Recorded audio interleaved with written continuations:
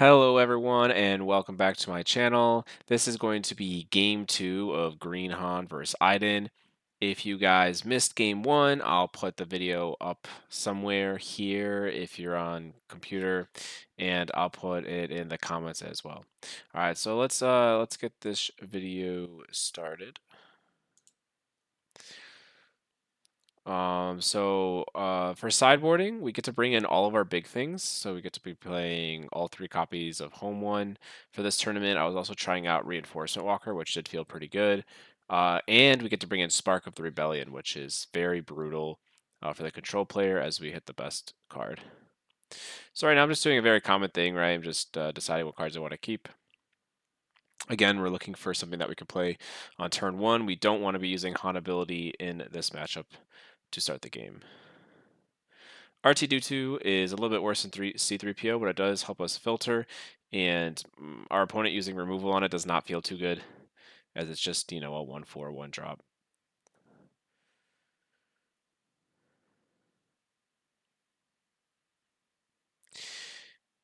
This game was pretty interesting.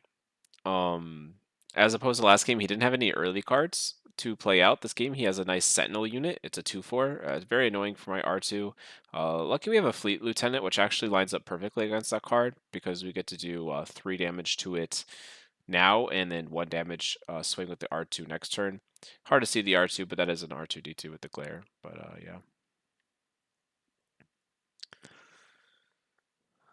I did not open a resupply this game, so we're going to be playing very slow with him, which sometimes is a problem against control. But in game 2 and 3, we have so many late game options that I think are better than his. I do think Home 1 is much stronger than Avenger. Comes out a turn before and is 2 threats instead of just 1. Also, giving your whole board restore, as you'll see this game, is a lot of life. A lot of life. So he decides to, looks like he's going to force choke our Fleet Lieutenant. We're totally fine with that. He probably just doesn't want to get value traded because Fleet Lieutenant attacking into his Sentinel unit, my Fleet Lieutenant gets to live, and then all of a sudden I have a bunch of things with 1 HP. Really annoying for him, but that's okay. I'm definitely fine getting force choked in this matchup. I always get to draw a card, and as you see, we just trade right back into a Sentinel unit. So it's just a 2 for 2. But again, force choke drew us a card, so we're up 1.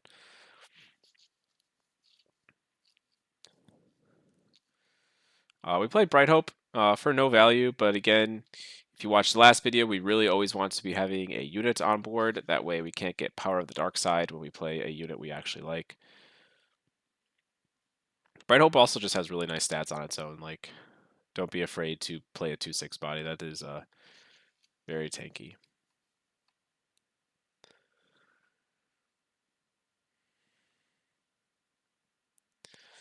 When you play against a control matchup, guys, depending on your deck, don't always feel like you need to be getting in all of the damage all the time. It really depends what your deck can do. And like we were saying, our deck has a lot of 8 and 7 drops right now, and I think we can just outvalue with our 7 and 8 drops. Also, our 7 and 8 drops draw cards, while his kill stuff. So usually we can get pretty good value there.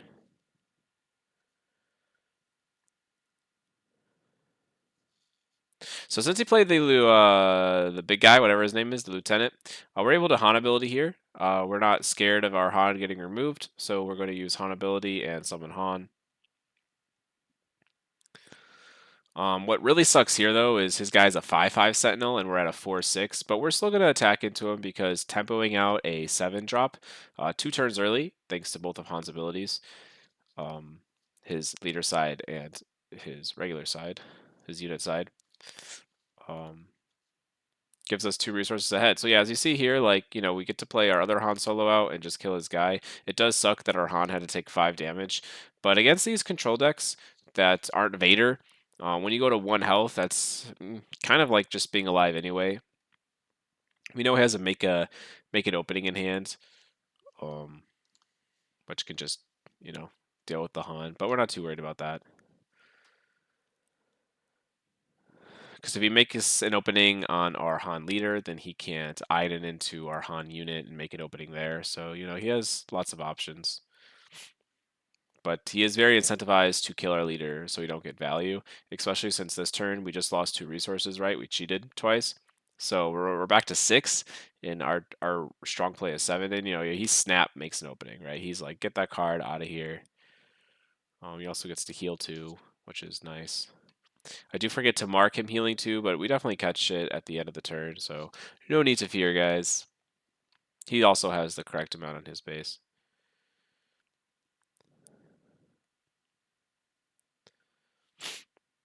He has these cool tokens. I don't know where he got them. Maybe he made them himself, but I have not seen them before. And as you see, it looks like it froze, but we were just thinking about life because I just definitely forgot to add the 2 from Make It opening. But this is why both players keeping track of life is important. That way you guys could talk about it if there's anything wrong. But he's definitely right. I just forgot to do that. So we're all good. He's taken 7, which is notated by the life.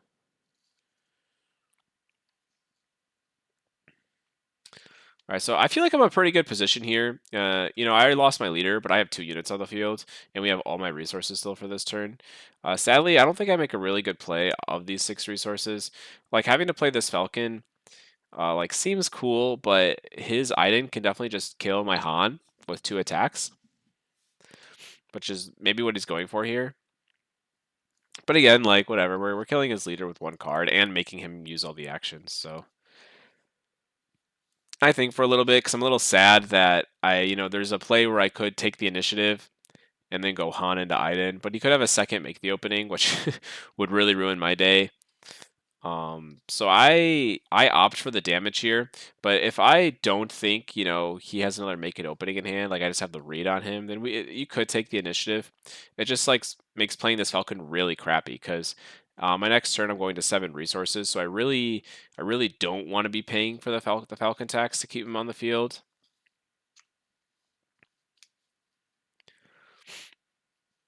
Because I want to be playing a 7 drop. So I opt for just the 3 damage and just say, hey, it's fine if he kills my Han or uses an ability. I'm also my hand right now. I have a bunch of space units. This was a really awkward game for me. I had to resource a lot of early game stuff because I knew I wanted to keep the 7-8 drops for later in the game. But it's hard to see. But in my hand right now, I already have all 3 of my home ones. So I know it's going to be a real interesting game. And I'm like, oh, I'm going to be pretty space heavy. So, losing my Han, and even if he keeps Iden out all game, it's not going to hurt too much when we have a bunch of home ones coming in. So we're at 7 resources here. So we could use Han ability, right, and get out one of those home ones early, which is pretty strong against a deck that doesn't have green in it. A lot of these problems with these blue-red control decks is that if you do any sort of ramp, you really can ruin their curve.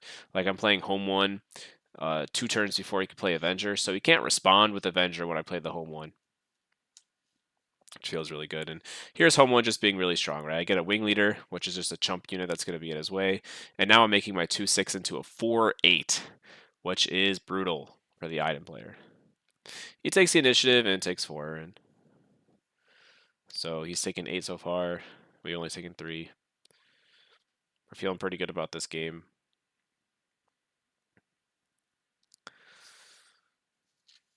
Super Laser Blast is a very interesting card.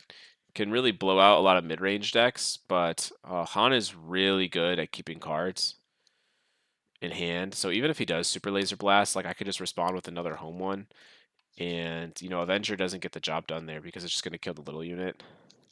So every time you home one, they pretty much need to Super Laser Blast it, and that's a lot to ask the control player to do. So we ended up resourcing the Falcon and then discarding it to Han effect, which is weird, right? You're like, hey, why'd you do that? Falcon's really, really strong in this matchup. Well, having Falcon in our grave is really strong when we have 2 more home ones coming. So I'm already thinking about him killing or doing something to my home one, and then me playing another home one and getting Falcon and just hitting him for more and more damage. He plays a Sentinel unit, but we're not, who cares? He just pretty much healed 4, but just lost a card from his hand.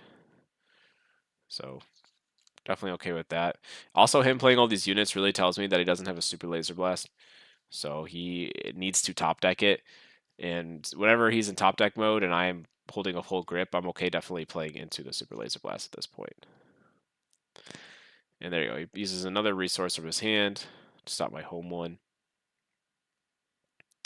We're really bad at remembering home one triggers this game. I don't know what was wrong with me. So if you ever see me like randomly restoring one, it's just because me and my opponent are reminding ourselves that, hey, you are missing your restore triggers. So don't miss those guys. Be better than me.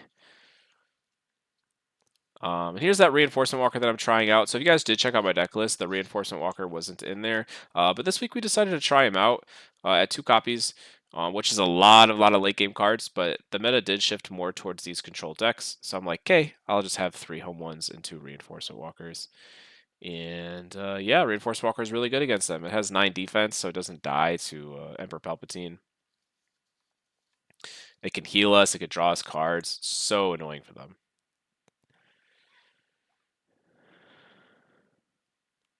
So we stick at 14 so far. Feeling pretty good about this. Again, my board is huge, but look, I got like 6 cards in hand. I'm holding literally a brick. Even if he does, I think I even have more than that. It's gonna be like 7 cards in hand. I have 7 cards in hand right now, and even if my opponent super laser blasts, we're totally fine. Totally fine. We're like, okay, like you're gonna run out of cards before I do. He ends up playing Palpatine. He has some pretty good math here. He could do 5 to home one, or not, sorry, 5 to Bright Hope and 1 to Wing Leader and kill 2 things. But whatever.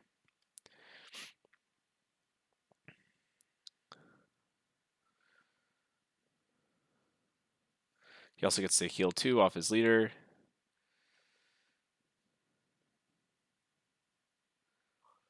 Yeah, we're not too concerned though about him healing forever off Iden because we always outvalue here, I think. So, and we get to play Spark of the Rebellion, which is one of the best cards. You know, this is one of the reasons why we want to be playing yellow in the game right now in general. Waylay and Spark of the Rebellion are just so good cards. Like, I almost wanted to main Spark of the Rebellion, but you know, it's really bad versus aggro, obviously. And the mid range, it's okay. Sometimes you could really catch a bubble player off guard by playing it. Especially when a lot of their plays are telegraphed. But in this matchup, when they're saving their one Avenger and they probably resourced another, right? It's really tough for him. Another reason why playing green is so strong, right? I get to ramp into home one a turn early, and then the next turn I could Spark of the Rebellion away as Avenger, or you know his blow up the field card, and just feels really hard for the blue control player.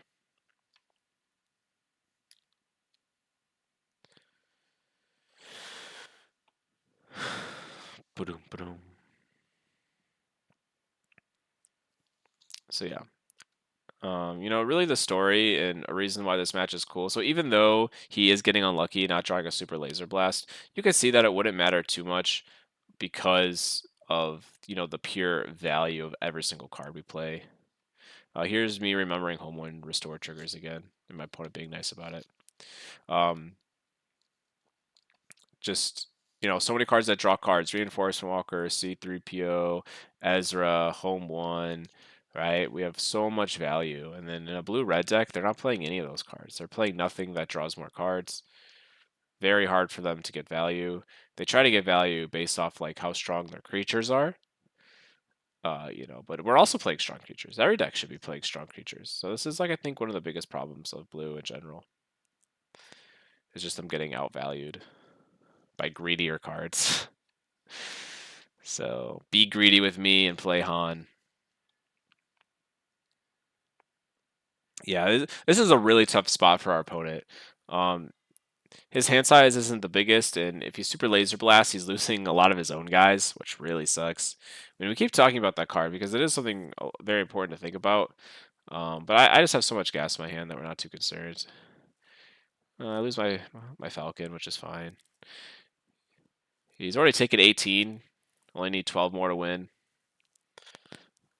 Um,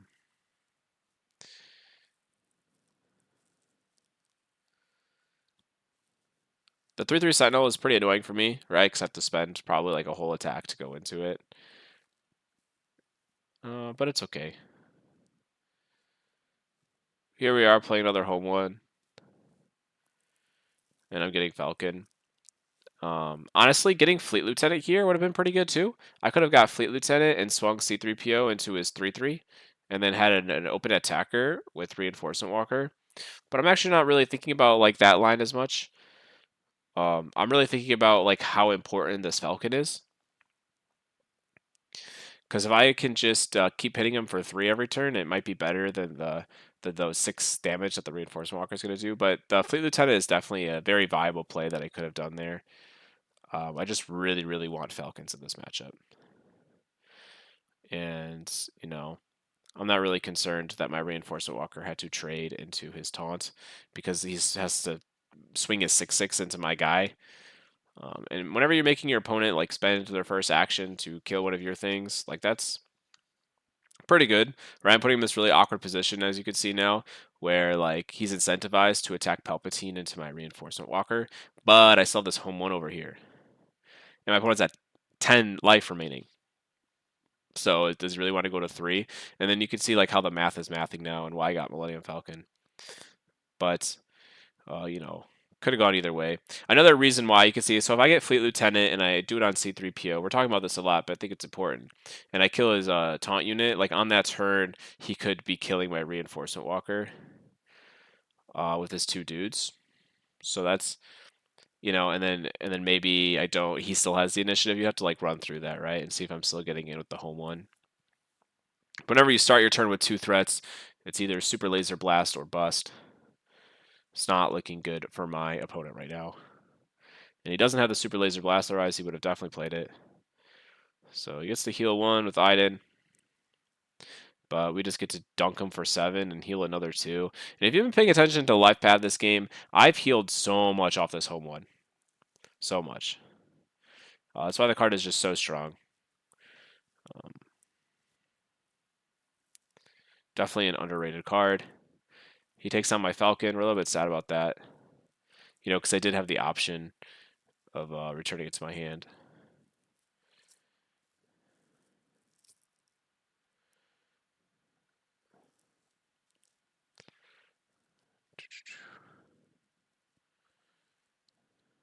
So we hit him to 1 with our C3PO.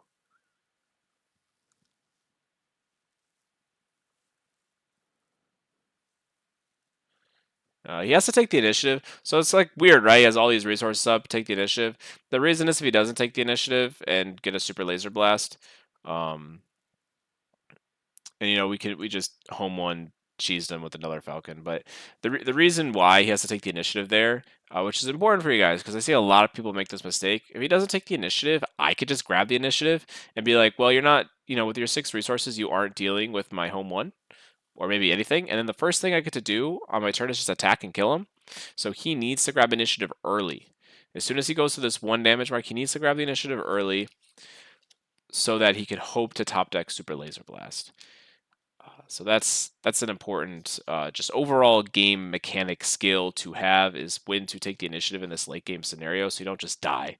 Like, because the first action is your death, and that's sad. So if you enjoy the game, let me know. If you guys like this version of commentary, please let me know in the comments below. Obviously, this game wasn't like perfectly clean. I did miss some resource triggers. So this deck has a lot of on-attack triggers. So just make sure you're going slow with your opponent and you guys are very clear about what's going on. But we had a fun match. And again, this was the final. So we ended up finishing 3-0. It was best 2 out of 3 for all the matches. And I went 6-0. I played against a Vader in round 1, Vader blue. We played against, obviously, this Iden blue deck. And we played against, oh man, forgetting his name, the Inquisitor. We played against Inquisitor. It was a little bit of a faster deck, but Han actually does really good into faster decks because we get to cheat out cards a little bit early. But yeah, thank you so much for watching, guys. And as always, peace.